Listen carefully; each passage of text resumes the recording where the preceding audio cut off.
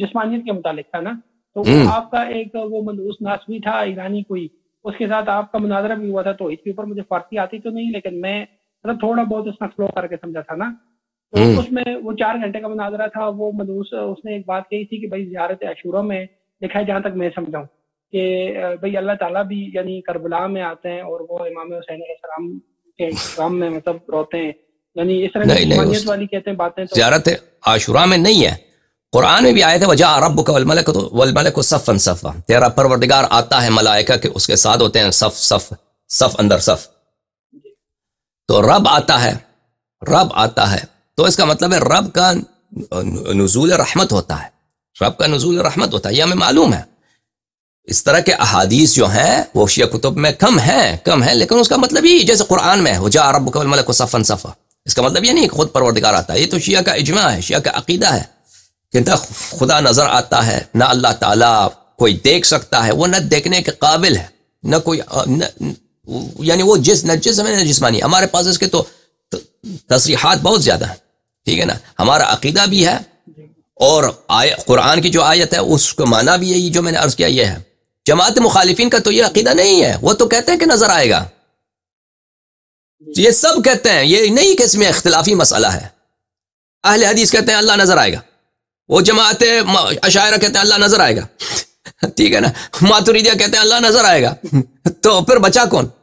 ہم وہ سب صرف معتزلہ، صرف ان میں معتزلہ، اب وہ فرقہ بچا ہی نہیں، وہ سب منقرض ہو گئے.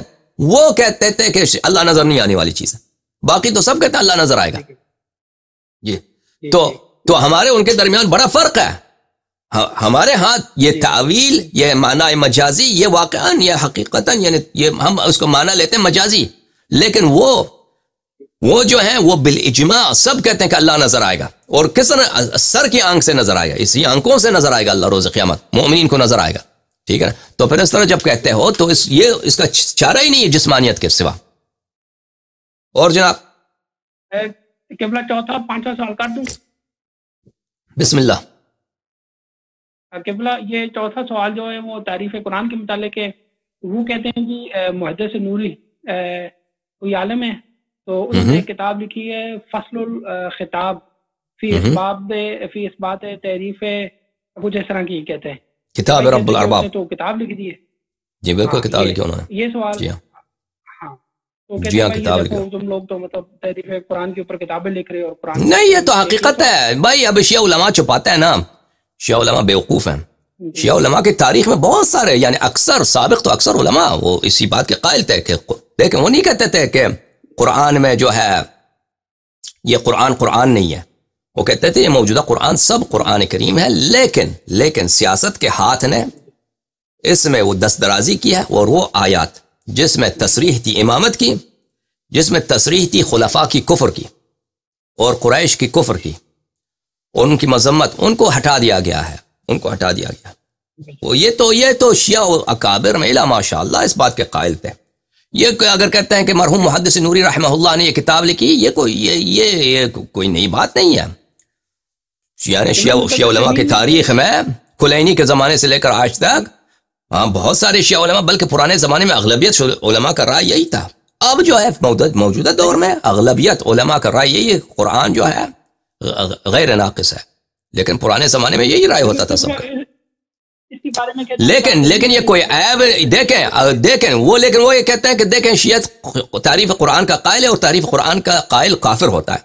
ہم کہتے ہیں بہت اچھی بات ہے، تعریف ہم مان لیتے ہیں تعریف قرآن کا قائل کافر ہوتا ہے. آؤ پھر جواب دو.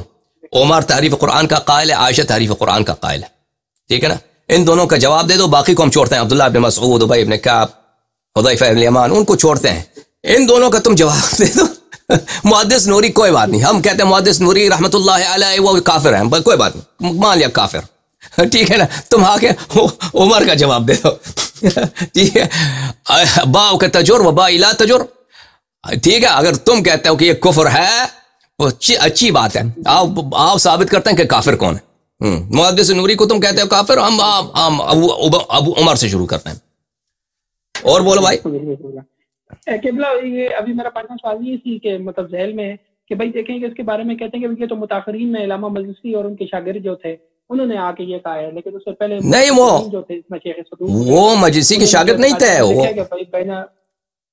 وہ مجلسی کے شاگرد نہیں تھے، وہ مجلسی کے بہت بعد آئے ہیں، مجلسی کے بہت بعد آئے ہیں نا، وہ مجلسی کے مشاگرد کہتے ہیں علامہ مجلسی نے اس چیز کا دعویٰ کیا تھا، اس سے پہلے کہتے ہیں متقدمین میں سے کسی نے نہیں کیا.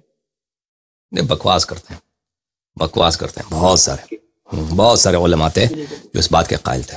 تو شیخ صدوق نے تو اعتقادیہ میں لکھے کہ بھائی یہ بین الدفتین جو ہے اس پہ ہی مارا ہی ہاں شیخ صدوق اب پتہ نہیں وہ تقیہ سے کہتے ہیں یا کچھ، وہ مجھے دوبارہ رجوع کرنا پڑے گا. شیخ صدوق نقصان کے قائل نہیں ہے اس جی ہاں، لیکن کیا واقعا ان کا یہ عقیدہ تھا، یہ تقیہ کرتے تھے؟ اب اس پہ دوبارہ نظر ڈالنا ہوگا. جی قبلہ 5واں سوال عرض کروں، بات کریں. قبلہ وہ اصول کافی کی پہلی جلد کتاب ایمان والکفر میں کہ حدیث سے کوئی اس طرح کی کہ مفہوم یہ ہے کہ بھائی کفر کے 3 اصول ہوتے ہیں. پہلا تو کیا کہتے ہیں تکبر ہے، وہ شیطان نے کیا. دوسرا پتہ نہیں حسد ہے، وہ آدم نے کیا. وہ اس طرح سے حدیث ہے. تو کہتے ہیں یہ دیکھو کہ نبی اللہ کی طرف جو ہے کفر کے اصول کی اس کو دے رہے ہیں کہ آدم علیہ السلام نے حسد کیا. چلو وہ میں دیکھ کے بتاؤں گا، لیکن وہ ہم تو انبیاء علیہ السلام کے عصمت کے قائل ہیں. آدم علیہ السلام جہاں پہ تھے اس وقت تکلیف نہیں تھا. آدم علیہ السلام جنت میں جب تھے، جنت میں تھے تو اس وقت تکلیف نہیں تھا. حلال و حرام نہیں ہوتی جنت میں، حلال و حرام جنت میں نہیں ہوا کرتی. حلال و حرام تو دنیا کی بات ہے، زمین کی بات ہے. جنت میں آپ جائیں جو مرضی کھائیں جو مرضی پئیں. اس زمانے میں وہ کوئی چیز اس طرح نہیں تھی. اور حسد کے سب مراحل کفر نہیں ہوتا، حسد کے سب مراحل کفر نہیں ہوتا. انسان ایک حد تک جائے تو حسد کرے تو کفر ہو جاتا ہے. حسد جب دل میں ہو اور اس کو ظاہر نہ کریں تو اس کا کوئی گناہ بھی نہیں ہے، اس کا کوئی گناہ ہی نہیں ہے. ٹھیک ہے نا، اگر دل میں ہو اور ظاہر نہ کریں. ہاں لیکن وہ جہاں پہ وہ تھے جنت میں تھے تو وہ وہاں پہ تو تکلیف بھی نہیں تھی. لیکن یہ حدیث دیکھ کے ہم بتائیں گے انشاءاللہ تبارک و تعالی. ٹھیک ہے یا علی مدد، بہت مہربانی. خدا حافظ. خدا آپ کو عزت ہے. بہت مہربانی یا علی مدد، بہت مہربانی. جی جناب السلام علیکم. بات کرو بھائی. السلام علیکم. علیکم السلام. آغا جان کیا حال ہے؟ مولا کا کرم ہے. آپ کیسے ہیں؟ اللہ کا شکر ہے. آغا جان میں اویس اگر بات کر رہا ہوں کراچی پاکستان سے. جی جناب. آغا جان اچھا ایک سوال تھا.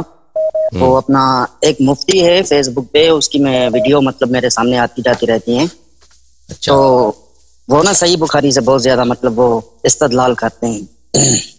تو وہ ایک حضرت عمر کا مطلب واقعہ بتا رہے تھے کہ عمر سفر پہ کہیں پہ گیا تھا تو وہاں پہ نا مطلب وہ بیٹھ گیا ایک جگہ پہ. تو نا کہ ایک بندہ وہاں پہ جو رہتا تھا اسی شہر کا، وہ نا عمر کے پاس آیا. اس نے پھر مطلب وہ عمر سے وصیت لکھوائی کہ